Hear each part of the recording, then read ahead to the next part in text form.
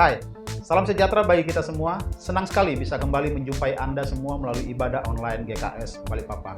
Dan tentunya kita berharap semua dalam keadaan yang sehat dan baik-baik saja. Dan selamat datang bagi jemaat yang baru pertama kali mengikuti ibadah online GKS Balikpapan. Dan tentunya sekali lagi kita semua berharap situasi pandemi ini segera berakhir, karena kami sangat merindukan hari-hari di mana bisa beribadah secara onsite. Dan kami sangat merindukan bisa menjumpai Anda secara langsung. Dan saya mengundang bagi Anda bisa mengakses website kami di www.gksbalikpapan.org.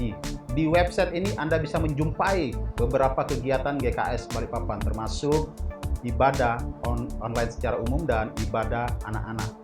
Dan selamat bagi para Marriage Class, peserta Marriage Class yang telah menyelesaikan sesi pertama. Wow, selamat buat para peserta. Sekali lagi, Anda telah menyelesaikan sesi pertama dan akan berlanjut di sesi-sesi berikutnya setiap hari Selasa pada tanggal 10 sampai 24 November jam 7.30 sampai 9 malam via Zoom meeting. Bagi saudara-saudara yang sedang dalam persiapan pernikahan, pastikan saudara tidak terlewatkan Marriage Class ini. Saya percaya semakin kita terus belajar, maka semakin kita diperlengkapi. Dan tentunya jangan pernah lupa apa yang kita pelajari, mari kita sama-sama aplikasikan dalam kehidupan kita.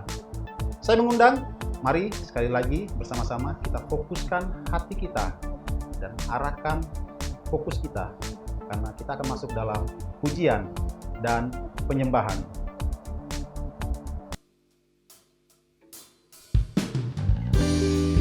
Kami percaya Tuhan bahwa di setiap langkah kami penyertaan-Mu yang sempurna. Thank you Lord Jesus. Kami percaya Tuhan bahwa Kau tidak pernah meninggalkan setiap kami. Thank you Lord.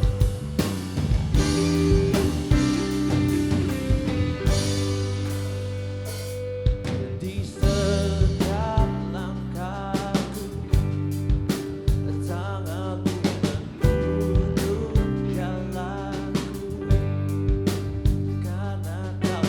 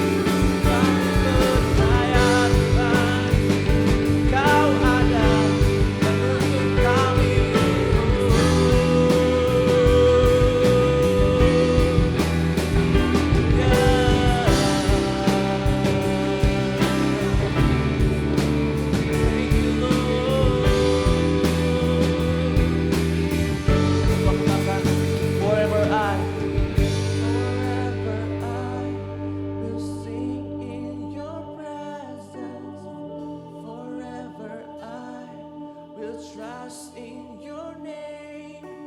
Your will be done. Your will be done. Come on, sing one more time. Forever I will sing in your presence. Forever I will trust in your name. Your will be done. Your will be done.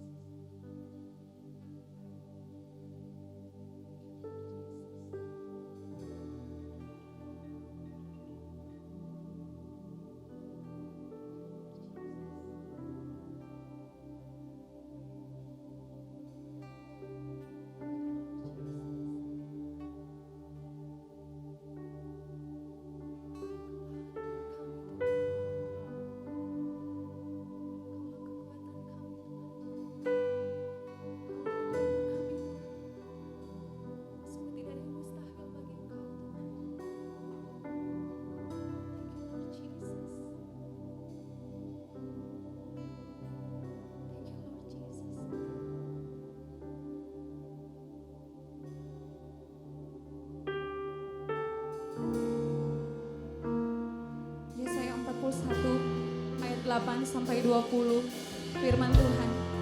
Tetapi engkau hai Israel hambaku, hai Yakub yang telah kupilih, keturunan Abraham yang kukasihi, engkau yang telah kuambil dari ujung-ujung bumi dan yang telah kupanggil dari penjuru-penjurunya. Aku berkata kepadamu, engkau hambaku, aku telah memilih engkau dan tidak menolak engkau. Janganlah takut sebab aku menyertai engkau. Janganlah bimbang sebab aku ini Allahmu. Aku akan meneguhkan bahkan akan menolong engkau. Aku akan memegang engkau dengan tangan kananku dan membawa kemenangan. Sesungguhnya semua orang yang bangkit amarahnya terhadap engkau akan mendapat malu dan kena noda. Orang-orang yang membantah engkau akan seperti tidak ada dan binasa. Engkau akan mencari orang-orang yang berkelahi dengan engkau, tetapi tidak akan menemui mereka.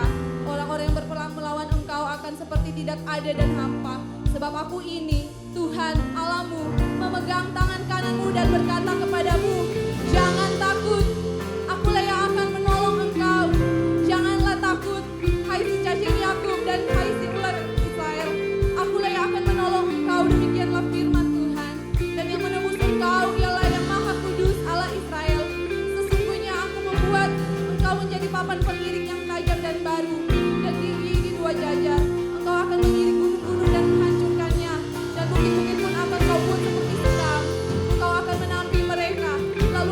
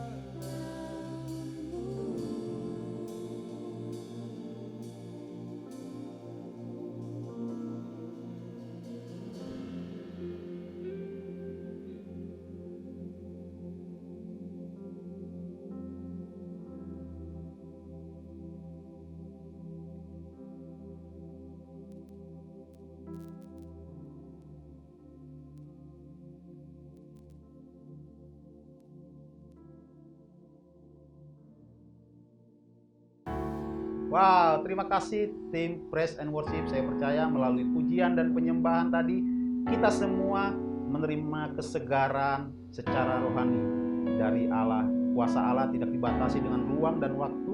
Yang percaya, katakan amin. Dan hari ini, kita semua sangat bersyukur karena kebenaran firman Tuhan akan dilayani oleh seorang pemimpin di dalam rumah ini sendiri. Dia adalah teman kita, dia adalah sahabat kita. Bersama-sama kita telah melihat bagaimana pertumbuhan dia di dalam kerohaniannya bersama-sama dengan kita di rumah ini. Melalui kesaksian hidupnya, saya sangat terinspirasi secara pribadi. Saya percaya akan ada perkataan-perkataan firman Tuhan yang kita terima hari ini menjadi rema di dalam kehidupan kita. Oleh sebab itu, mari kita siapkan catatan kita dan masuk di dalam kebenaran firman Tuhan yang akan disampaikan oleh sahabat kita, Andri Manurung. Shalom saudara terkasih dalam nama Tuhan Yesus. Selamat hari Minggu dan salam sejahtera bagi kita semua. Puji Tuhan karena kebaikan dan kemurahan Tuhan kita memasuki minggu yang kedua di bulan November di tahun 2020 ini. Kita bersyukur buat penyertaan Tuhan yang dahsyat, penyertaan Tuhan yang sangat luar biasa di sepanjang tahun ini, dan tidak terasa tahun ini tinggal 1 bulan lagi kita mengakhiri tahun 2020. Saya berdoa apa yang kita harapkan satu persatu Tuhan jawab, satu persatu Tuhan singkapkan atas setiap pengharapan kita. Sebelum saya sharing tentang khotbah saya pada pagi hari ini, sama-sama kita mari berdoa. Bapa, kami bersyukur buat anugerah-Mu, penyertaan-Mu, dan kasih setia-Mu yang luar biasa di dalam kehidupan kami. Terima kasih Tuhan buat kesempatan demi kesempatan yang Tuhan nyatakan bagi setiap kami Tuhan. Betapa Tuhan Engkau baik, betapa Tuhan Engkau sungguh luar biasa dalam hidup kami. Terima kasih Tuhan kalau pagi hari ini kami boleh mendengarkan kebenaran firman Tuhan. Biarlah Tuhan Engkau boleh menyampaikan isi hati-Mu secara sederhana bagi setiap yang mendengarkan Tuhan. Kami percaya Tuhan bahwa ketika kami mendengarkan kebenaran-Mu, iman kami semakin bertumbuh di dalam Engkau dan nama Tuhan satu-satunya yang dipermuliakan. Kiranya Tuhan Engkau yang memberkati juga hamba ini Tuhan yang boleh menyampaikan kebenaran ini. Biarlah apa yang boleh hamba sampaikan bukan berasal daripada pikiran dan perasaan hamba, tetapi semuanya berasal daripada Tuhan. Beracara dan berotoritas dalam Engkau Tuhan Yesus yang kami sembah dalam hidup kami. Di dalam nama Tuhan Yesus kami siap mendengarkan kebenaran-Mu pada pagi hari ini. Haleluya. Amin. Pada pagi hari ini saya sangat bersyukur kepada Tuhan atas kesempatan yang Tuhan beri atas saya pribadi untuk boleh sharing kebenaran pada pagi hari ini. Dan di bulan November, di minggu yang kedua ini, tema gereja kita masih sama tentang more teachableness, teachable heart. Dan judul dari sharing khotbah saya pada pagi hari ini berbicara tentang respon yang benar. Saya ulangi sekali lagi, judul daripada sharing khotbah saya pada pagi hari ini berbicara tentang respon yang benar. Saya akan mulai dengan ini. Cara kita meresponi terhadap segala sesuatu sangatlah tergantung dengan bagaimana pola pikir kita.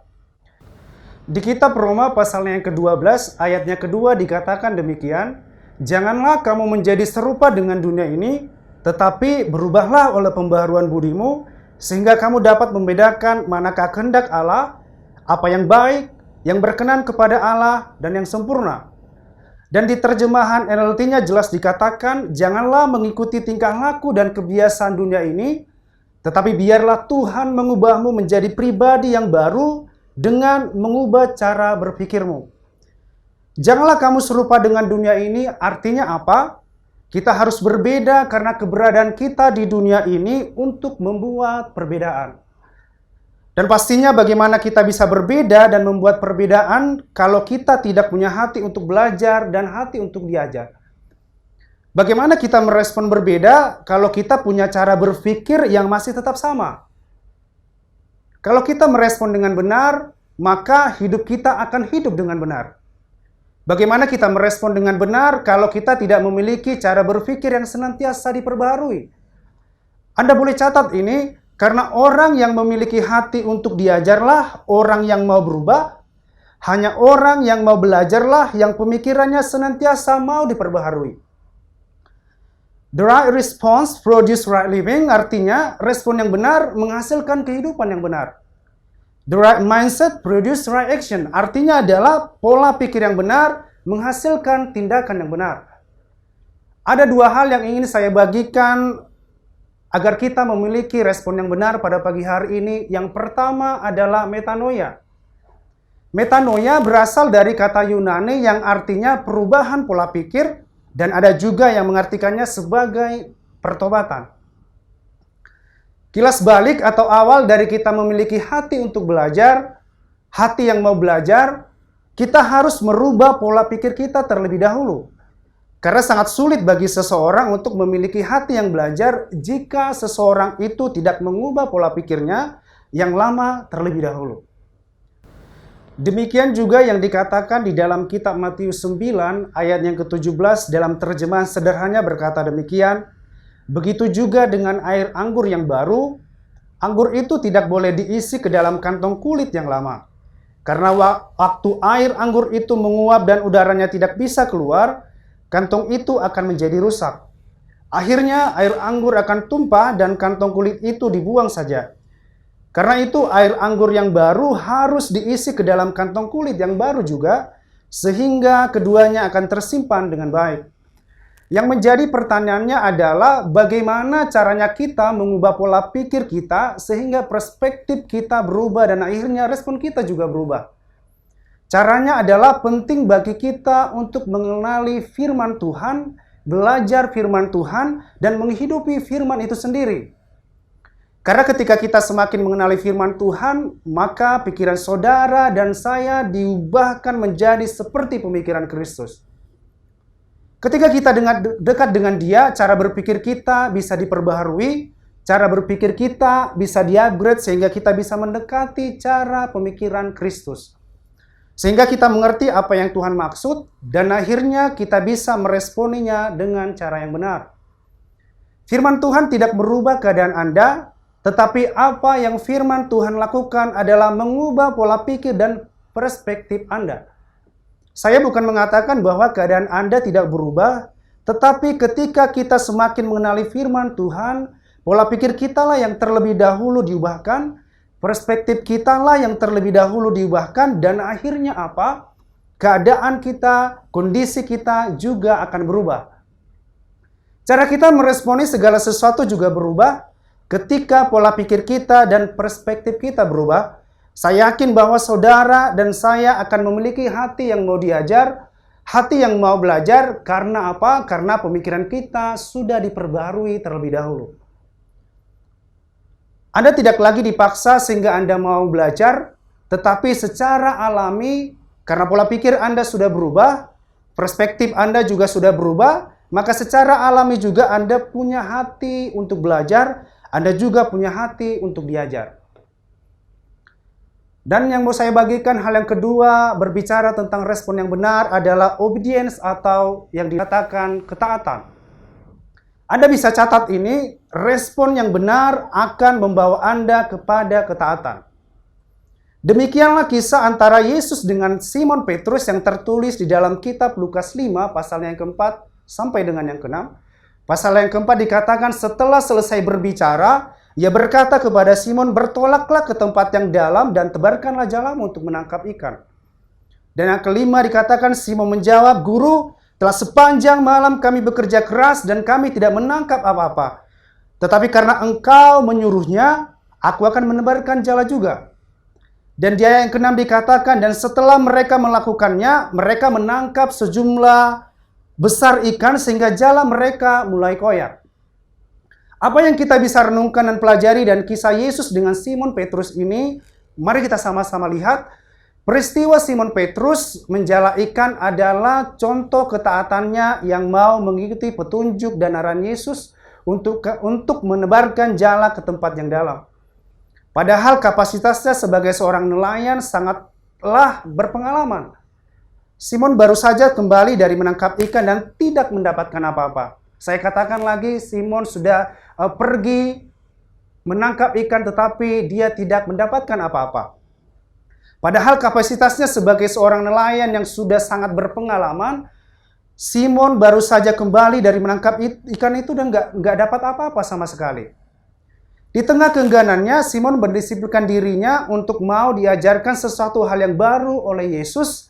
Dan ia sungguh-sungguh meresponi dengan baik dan menerima pelajaran yang baru dari Tuhan Yesus.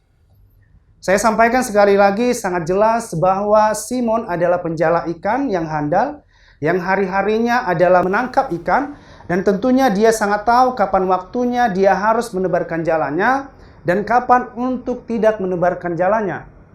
Tetapi apa yang bisa kita pelajari, ini sangat menarik untuk sama-sama kita renungkan pada pagi hari ini. Ketika Simon tidak memiliki respon yang benar terhadap apa yang Yesus katakan, saya sangat yakin bahwa Simon tidak akan mau menebarkan jala itu. Karena sebelum Yesus datang dan menyuruh mereka menebarkan jalannya, mereka sudah terlebih dahulu pergi menangkap ikan, dan pastinya sudah beberapa kali mereka menebarkan jalannya di tempat yang sama. Dan Alkitab juga menjelaskan pekerjaan hari-hari Simon adalah seorang nelayan. Seorang nelayan pastinya menangkap ikan. Dan Alkitab juga menjelaskan seharian mereka tidak mendapatkan apa-apa. Sekali lagi saya katakan bahwa mereka tidak mendapatkan apa-apa. Dan Alkitab juga menjelaskan bahwa ketika Yesus menyuruh dia menebarkan jalannya, bisa saja di dalam pikirannya, ngapain saya harus menebarkan jala itu? Mungkin dalam bahasa sekarang kita bilang, waduh ngapain sih Yesus menyuruh saya untuk menyebarkan jala di sini? Aku kan hidupnya hari-hari di sini gitu. Dan saya juga kan sudah beberapa kali menebarkan jala di sini dan tidak mendapatkan apa-apa. Bisa saja kita mengalami hal yang sama ketika Petrus mengalami hal yang sama dalam keadaan itu. Tapi kita lihat bagaimana sikap Simon Petrus ketika Yesus menyuruh Petrus menebarkan jala itu. Dia tidak kasih banyak alasan untuk tidak melakukannya. Simon tidak melihat kepintarannya, tetapi apa? Dia memutuskan untuk tetap taat kepada apa yang Yesus katakan. Dan dia melakukannya, dan akhirnya apa? Kita bisa tahu dengan jelas bahwa hasil dari respon yang benar dan ketaatan Petrus, mereka mendapatkan ikan yang sangat banyak. Dan dicatat juga di Alkitab sampai jala mereka robek karena tidak lagi menampung ikan yang mereka tangkap. Apa yang mau saya bagikan di sini adalah bukan masalah ikannya yang banyak, bukan masalah berkatnya yang banyak. Yang menarik adalah respon hati yang mau tetap belajarlah dan respon hati yang tunduk untuk diajar dari seorang Petrus lah yang membawa dia kepada ketaatan dan dia menerimanya. Dan kita lihat apa yang menjadi buah dari ketaatan itu, apa yang sama sekali tidak pernah Petrus pikirkan, sama sekali tidak pernah dia bayangkan, Tuhan sediakan dan Tuhan bawa dia mengalami sesuatu yang dahsyat, sesuatu yang luar biasa, yang tidak pernah dia alami sebelumnya. Perbedaan orang yang memiliki hati yang mudah diajar atau teachable heart dengan orang yang memiliki hati yang sulit untuk diajar, terletak dari cara dia meresponi segala sesuatunya. Termasuk hal-hal yang sebenarnya bukan keinginan kita, bahkan mungkin yang tidak kita sukai, atau hal yang kita anggap tidak penting di mata kita. Teachable heart bukan berbicara tentang kesediaan dan ketaatan untuk belajar apa yang kita sukai, tetapi kesediaan dan ketaatan untuk mau belajar segala sesuatu apapun yang tidak kita sukai. Dan yang Tuhan anggap penting untuk kita pelajari dan responi dengan benar. Saya mungkin akan mengakhiri khotbah saya pada pagi hari ini dengan satu kesaksian yang saya alami pribadi. Pada kesempatan ini saya menyaksikan bagaimana hidup saya mengalami pertumbuhan, bagaimana pola pikir saya dan cara meresponi sesuatu yang dapat diubahkan. Dan saya sangat bersyukur bisa bertumbuh di dalam gereja ini. Saya katakan saya sangat bersyukur hari ini saya boleh bertumbuh di dalam gereja ini. Saya tahu dengan benar bahwa gereja tidak ada yang sempurna. Pastor Daniel sebagai lead pastor di gereja ini sangat sering menyampaikan kepada kita anak di dalam rumah. Beliau menyampaikan bahwa gereja tidak ada yang sempurna. Ketika gereja ada yang sempurna, kedatangan dan keberadaan kita lah yang menjadikan gereja itu tidak sempurna. Yang mau saya saksikan di sini adalah bagaimana hari demi hari pemikiran saya diubahkan, hari demi hari hati saya yang mau belajar dan diajar di gereja ini. Dan hal tersebut yang membantu saya untuk dapat meresponi dengan benar ketika saya mulai dibentuk di gereja ini untuk menjadi pribadi yang lebih baik lagi. Dulu saya merasa bahwa saya sudah banyak tahu dan ternyata saya terjebak dengan pemikiran itu. Saya ulangi sekali lagi, saya mau menyaksikan ini bahwa dulu saya merasa bahwa saya sudah tahu banyak Dan ternyata saya terjebak di dalam pemikiran itu. Mungkin yang menonton sharing khotbah di YouTube GKS Balikpapan ini banyak yang mengenal saya dulu seperti apa. Tapi satu hal yang mau saya sampaikan adalah ketika kita menutup hati untuk belajar, disitulah awal dari kita tidak akan mengalami apa-apa, dan cara kita meresponi suatu masalah atau tantangan tentunya akan menjadi berbeda. Kita akan mudah menyerah dan kita akan menyalahkan yang namanya keadaan, bukannya berbenah diri dan mencari cara untuk bisa bangkit dan menjadi berkat bagi orang di sekitar kita.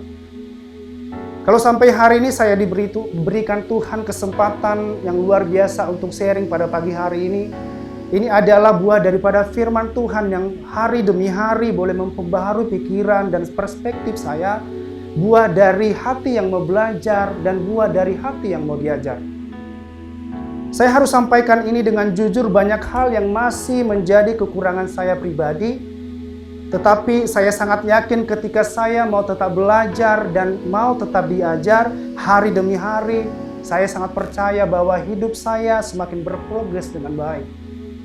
Artinya adalah segala sesuatunya ditentukan daripada bagaimana kita mau hati kita untuk belajar dan bagaimana kita mau untuk kita boleh diajar. Pada kesempatan ini, izinkan saya untuk boleh menyampaikan ini. Respon yang benar akan menghasilkan tindakan yang benar. Respon yang benar akan menghasilkan kehidupan yang benar juga. Kalau Anda berpikir Anda sudah cukup tahu dan Anda sudah cukup bisa, maka Anda akan memilih untuk tidak belajar sama sekali.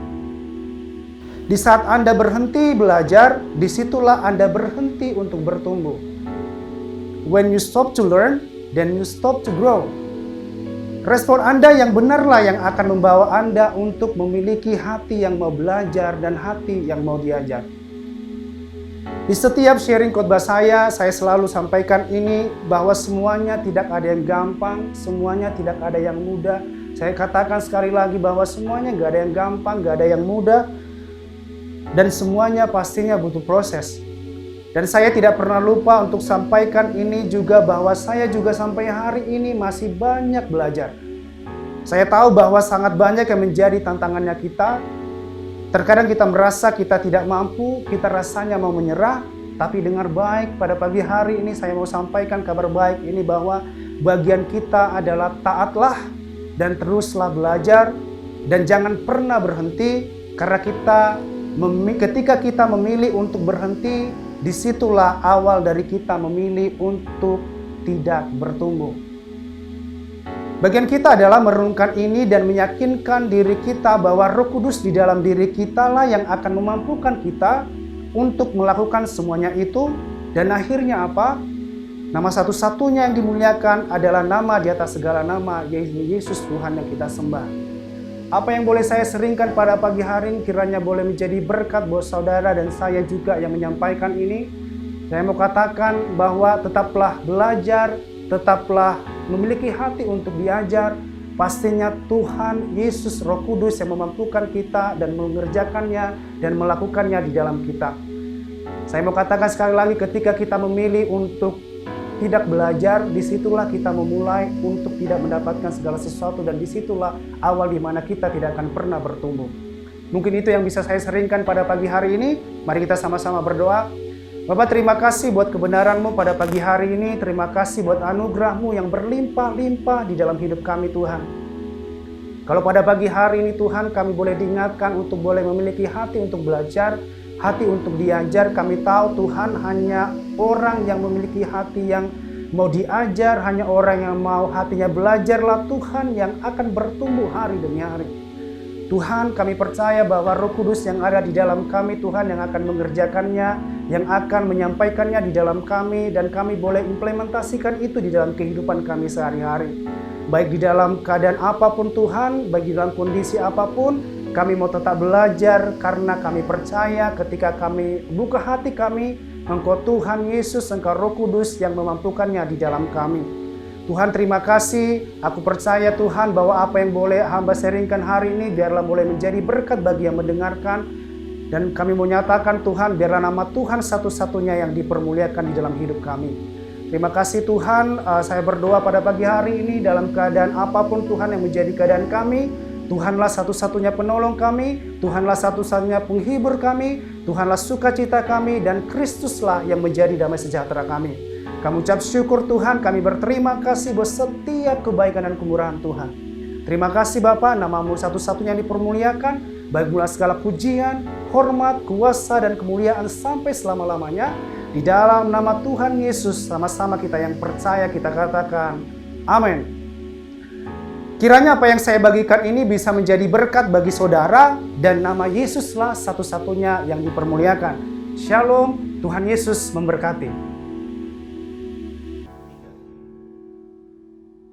Wow, siapa yang diberkati melalui firman Tuhan hari ini? Bisa katakan amin. Sekali lagi terima kasih Brother Andri. Ada satu pesan yang melekat di dalam hati saya, berkata firman Tuhan itu tidak merubah keadaan kita, tetapi apa yang firman Tuhan lakukan adalah yang mengubah pola pikir dan perspektif kita.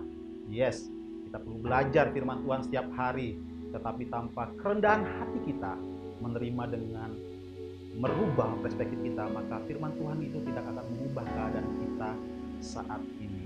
Amin, bisa katakan amin sekali lagi.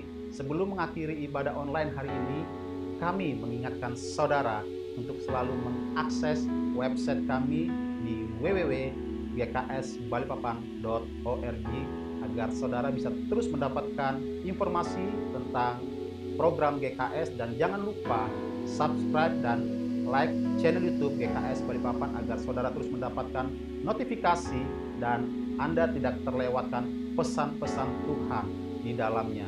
Dan Anda juga bisa share link YouTube ini agar berkat Tuhan yang Anda terima hari ini dapat memberkati orang-orang lain yang ada di sekitar Anda. Stay safe, taati protokol dan kesehatan yang telah diberlakukan oleh pemerintah, kenakan masker, menjaga jarak, dan selalu rajin cuci tangan. Selamat hari Minggu, sampai ketemu minggu depan. Tuhan Yesus memberkati.